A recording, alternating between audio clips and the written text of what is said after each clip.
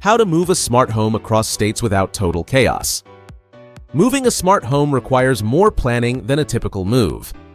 A structured approach can prevent setup problems and save time later. List every smart device, its location, app, and setup details, so reinstallation is faster and more organized. Pack devices with their accessories, label everything clearly, and keep routers, hubs, and network equipment easily accessible. Take photos of wiring, mounts, and connections to simplify reinstallation and avoid confusion during setup. Determine which devices should move and which should remain, while ensuring the home stays fully functional.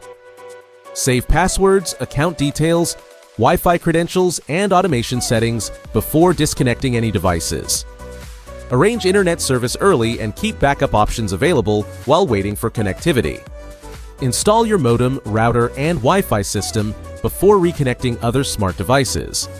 Reconnect devices gradually, starting with security and essential systems before adding convenience devices. Adjust routines and automations to fit the layout, schedules, and needs of your new home. Update firmware, review permissions, and verify security settings once all devices are connected. Expect minor adjustments and fine-tune device placement, coverage, and automations over time. Go to GearBrain for more information.